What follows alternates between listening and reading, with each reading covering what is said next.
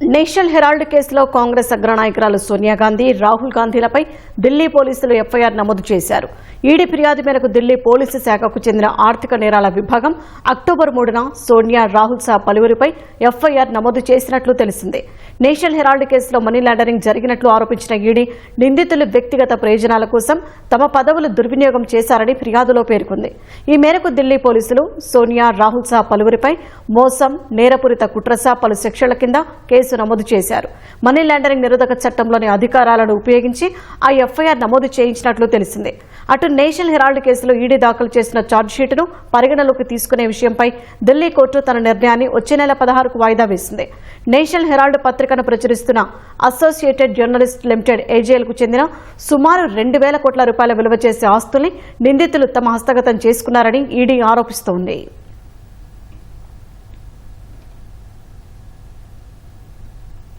ఇదే అంశానికి సంబంధించి మరింత సమాచారం మా ప్రతినిధి అరుణ్ అడిగి తెలుసుకుందాం.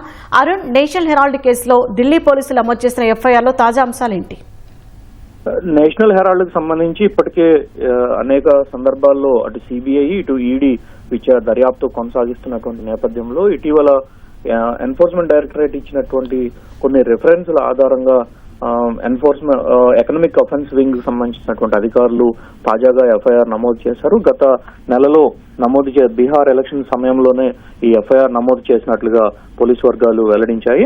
అయితే ఈ ఎఫ్ఐఆర్ లో పేర్కొన్న విధంగా చూసుకుంటే యంగ్ ఇండియాకు సంబంధించినటువంటి దాదాపు 2,000 కోట్ల రూపాయల నిధులను అసోసియేట్ జనరల్ కు మార్చారని, అక్కడి నుంచి తమ వ్యక్తిగత అవసరాల కోసం వీటన్నిటిని ఉపయోగించుకున్నారని, కేవలం వ్యక్తిగత అవసరాలు తీర్చుకోవడం కోసము, వ్యక్తిగతమైనటువంటి అవసరాల కోసమే ఈ నిధులు దుర్వినియోగం చేయడం కోసం కుట్రపూరితంగా అక్రమ మార్గంలో నిధులు తరలింపుకు శ్రీకారం చుట్టారని చెప్పి ఎకనామిక్ అఫెన్స్ వింగ్ కూడా ఈ రోజు ఆరోపిస్తా ఉంది.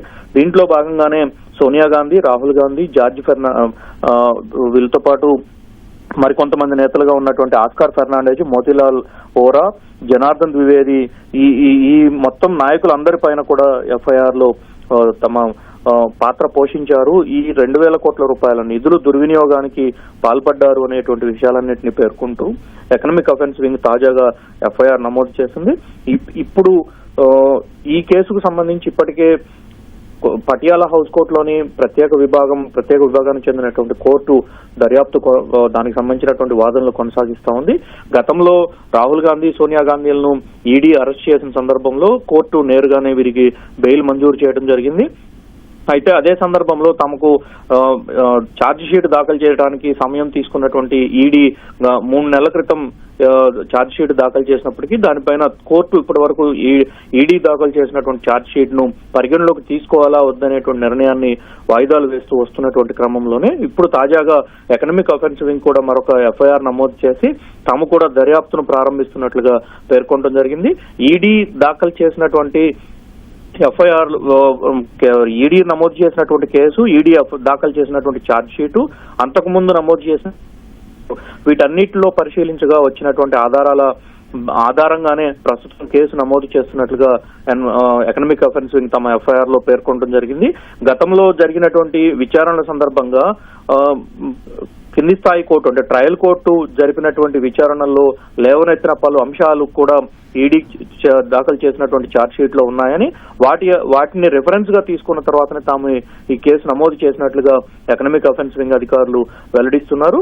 ఇప్పుడు తాజాగా నమోదు చేసినటువంటి కేసుతో రాహుల్ గాంధీ, సోనియా గాంధీలను మరొకసారి ఎకనామిక్ అఫెన్స్ వింగ్ అధికారులు ఢిల్లీ పోలీస్ హెడ్ క్వార్టర్ కి పిలవటమా, లేదు ఈడీ కార్యాలయానికి పిలిపించి అక్కడే విచారణ జరపటమా అనేది ఇంకా నిర్ణయం కావాల్సి ఉంది.